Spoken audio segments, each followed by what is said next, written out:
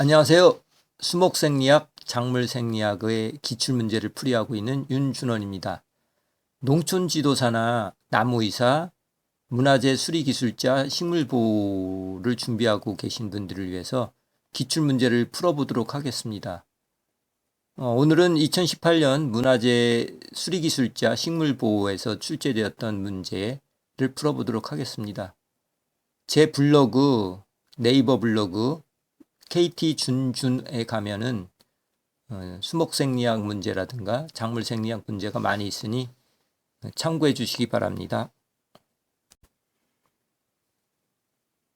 첫 번째 문제입니다. 식물의 광합성에 관하여 다음 사항을 설명하시오라는 50점 문제였는데요. 그 첫 번째 문제로 광색소 및 광합성 색소에 대해서 이제 설명을 하는 문제인데, 우선 광색소 하면 좀 생소하고 광합성 색소 하면은 그 엽록체 속에 있는 엽록소를 이제 생각을 할 것 같은데, 우선 광색소에 대해서 이제 알아보도록 하겠습니다. 광색소는 세 가지로 크게 나눕니다. 피토크롬이라는 게 있고, 크립톤 크림이라는 게 있고, 그다음에 고강도 반응 HIR이라는 게 있습니다. 다시 말씀드리면 피토크롬, 크립톤 크롬, 고강도 반응인 HIR 이런 세 가지가 있는데요. 그거를 이제 서술해 주시면 되겠는데요. 우선 피토크롬에 대해서 설명을 해보도록 하겠습니다. 피토크롬은 색소 단백질입니다. 적색광과 원적색광의 광과역 반응을 일으키는 이제 광수용체인데, 단백질로 이루어져 있고 광에 반응을 하는 거죠. 그래서 이게 광이 이제 비추면 이제 생장 조절 반응을 하는데, 이때 이제 효소의 합성과 활성을 조종하고 세포막의 투과성이 이제 변화가 되고, 그다음에 식물 호르몬 등이 이제 변화가 됩니다. 활성이 되겠죠. 그러면 그걸 갖고 식물은 광 형태를 발생시키고 기공도 개폐하고 뭐 개화 조절이라든지 종자 발화 등을 하게 됩니다. 우선 예를 들어서 식물을 암 상태로 두면 마디마디가 길어지고요. 빛을 보려고 이제 빛이 없으니까 마디는 길어지고 연약해지죠. 그다음에 특히 외떡니 식물 같은 경우는 잎도 길어지고 누렇게 뜹니다. 황화 현상이 됩니다. 그런데 이때 시험을 해보니까 적색광을 다시 조사하면 이제 그 황화 현상이 없어지었고요. 다시 원적색광을 조사하면은 그 황화 현상이 다시 나타났다는 게 있습니다. 이걸 보고서 이게 피토크롬 반응이구나라는 걸 알 수 있겠고요. 그 다음으로 광질의 반응을 나타내도록 이제 식물의 색소 중에 하나인데, 이게 피토크롬이라는 거는 광질에 따라서 이제 반응합니다. 그런데 암흑 속에서 기른 식물체에서 많고요. 그 햇빛을 받으면 파괴되고 뿌리를 포함한 생장점 근처에서 많이 있습니다. 그다음에 그 가역적 반응이라고 하는 게 있는데, 아까 얘기한 뭐 적색광을 조사했더니 그 황화 현상이 방지되고, 원적색광을 했더니 다시 황화 현상이 나타나고, 이런 것처럼 이걸 과역적이라고 그러거든요.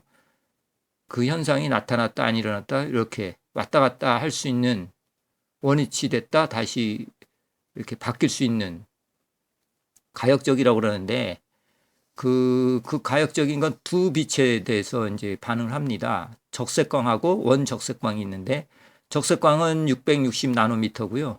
그다음에 원적색광은 730 나노미터입니다.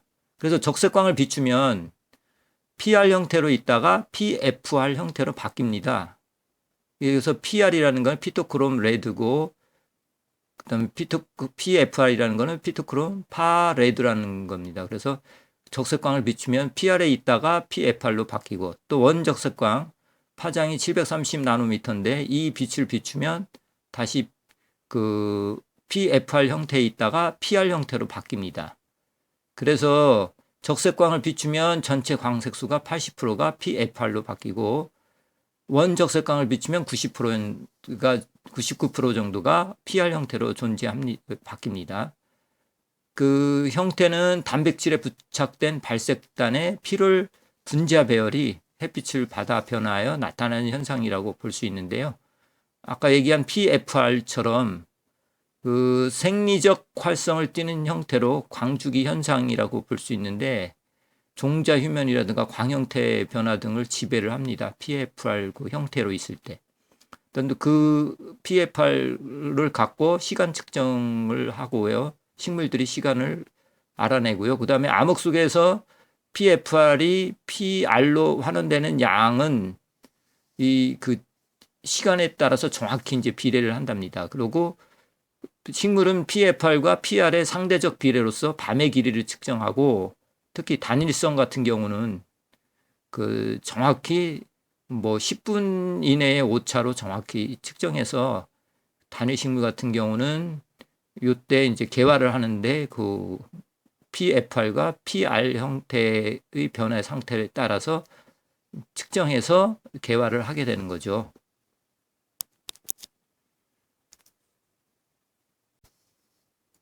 좀 더 PR과 PFR에 대해서 설명을 좀 해드리겠습니다. PR이라는 거는 색깔상으로 청색을 띠고 있고요. 이제 불활성 형태로 이제 존재하고 있고요.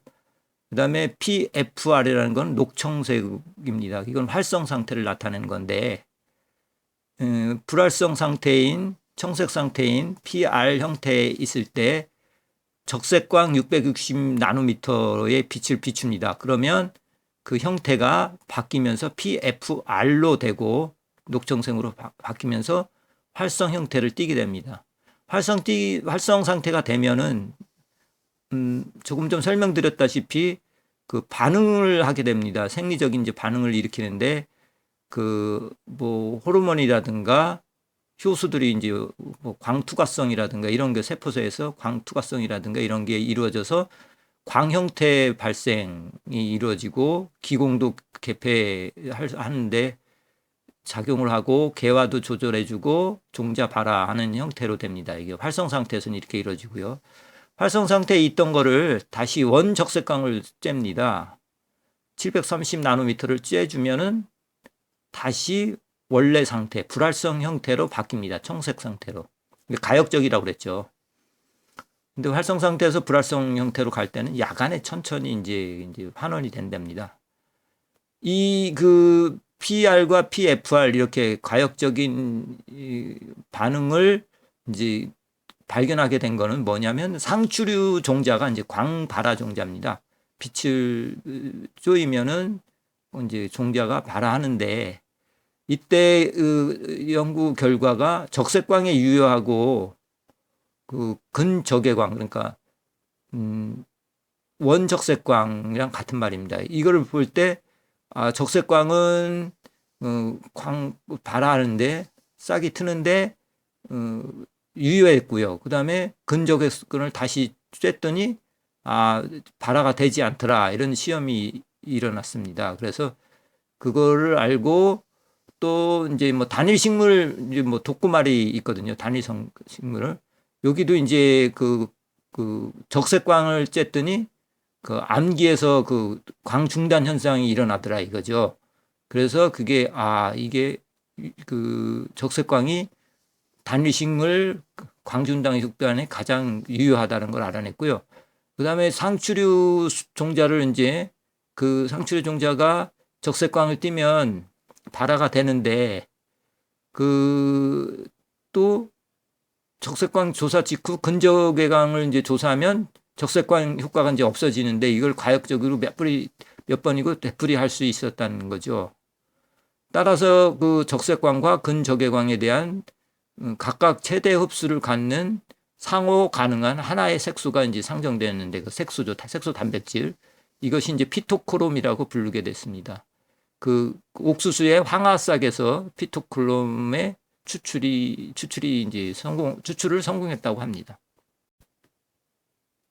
빛의 형태를 한번 보도록 하겠습니다. 빛의 형태는 파장이 짧은 감마선, 에너지가 높은 거죠. 그쪽부터 시작해서 감마선, X선, 자외선, 가시광선, 적외선, 초단파, 라디오파, 파장이 긴 라디오파까지 이렇게 구성되어 있는데요. 저희가 광합성에 필요한, 식물에게 필요한 거는 우리가 눈으로 볼 수 있는 가시광선, 그러니까 자외선과 적외선 사이에 있는 그 가시광선을 이제 필요로 하고요. 그쪽에서 보시면 그 가시광선은 파장이 짧은 보랏빛부터 파장이 긴 적색까지 이렇게 돼 있습니다. 근데 우리가 지금 피토크롬 설명하면서 말씀드렸던 거를 이렇게 다시 보면은 파장이 이제 그 적색광 같은 경우 660 나노미터에서 이제 효과가 있고 원적색광 같은 경우는 730 나노미터니까 그 위치를 이렇게 생각하시면서 아까 피토크롬이 가역적인 반응을 생각하시면 되겠습니다. 그리고 참고적으로 빛이 그 식물에게 영향을 미치는 거가 이제 그 세 가지 정도 됩니다. 그래서 이제 그 뭐 광도라든가 그다음에 광질, 광주기 이런 게 있는데 광도부터 말씀드리면 광도는 이제 빛의 세기로 식물의 광합성 효율에 이제 직접적인 영향을 미치죠. 광도. 그다음에 그 광질이라는 게 있습니다. 빛의 파장의 효과를 말하거든요. 그래서 빛의 파장에 따라 이제 지금 얘기한 뭐 가시광선 파장이 짧은 게 있고 긴 게 있는데 지금 뭐그 파장 같은 경우 엽록소에서 이제 받아들이는 거, 그다음에 피토크롬에서 받아들이는 거, 이게 이제 다 틀립니다. 파장이. 그래서 예를 들어서 엽록소 같은 경우는 그 400에서 450 나노미터의 청색 파장과 625하고 700 정도의 적색광을 많이 흡수하고요. 그 이제 파장에 따라서도 이제 나누는데 이걸 광질이라고 하고 또 광주기가 있습니다. 광주기라는 거는 밤낮의 상대적 길이로서 일장 효과라고도 합니다. 일장 효과에 따라서 이제 식물이 개화하고 결실하고 이런 게 나타나지 않습니까? 그러니까 이제 요거는 광주기. 좀 더 나중에 세부적인 거는 설명해 드리도록 하겠습니다. 두 번째로 크립톤 크롬입니다. 청색광 수용체로서 뭐 불광 반응이라든지 마디 사이의 신장 생장이라든지 해주류의 기관부나 뭐 또 엽록체가 이동할 때 이 청색광 수용체의 반응이 일으키게 됩니다. 식물이 주광성을 이제 띠게 해야 되는데 그 주광성을 띠는데 햇빛에 따라서 이제 반응을 하는데 이거를 반응하게 이제 수용하는 그 색소가 이제 크립톤 크롬입니다. 주로 청색광 효과 이거는 파장이 320에서 450 나노미터 부근에 청색과 보라색 광선에 의해 이제 효과가 나타나서 청색광 효과라고도 말씀드리고 있습니다. 그리고 원형 질막에 부착된 프라보 프로틴의 일종이고요. 그다음에 햇빛의 반응은 주로 피토크롬과 크립톤 크롬이 이제 같이 이제 작동하게 됩니다. 동시에 일어나는 거고요. 그다음에 그 UVA라고 해서 그 자외선 근처에 있는 320에서 400 나노미터에 있는 그 UVA 그 파장은 플라보노이드라든지 뭐 팔켈콘 신타제라는 그 이제 합성하는데 그 2차 대산물을 생산하는데 유효하다고 합니다. 그리고 이게 이제 청색광 수용체 크립톤 크롬에 대한 설명이었고요. 이제 세 번째로는 고강도 반응인 HIR이라는 게 있습니다. 이거는 뭐냐면은 고강도 반응은 이제 종자 발화라든가 줄기의 생장 억제, 빛의 신장 생장, 뭐 색소 합성에 이제 관여를 하는데 피토크롬과 약간 비슷하긴 하지만은 차이점이 있습니다. 많이 있습니다. 예를 들어서 뭐 첫 번째로 크립톤 크롬은 약한 빛에도 반응을 하는데 이거는 HIR은 크립톤 크롬의 피토크롬의 색소보다 약 100배 정도의 강도가 있어야 되고요. 수시간 가량을 노출이 돼야 이렇게 반응을 하게 되고요. 그다음에 그 적색광과 원적색광에 의해서 상호 환원이 안 됩니다. 한번 쏘이면 다시 돌아가지 않는 비가역적이고요. 그다음에 세 번째로 청색, 적색, 원적색 부근에 한 개 이상의 흡광점을 가지고 있습니다.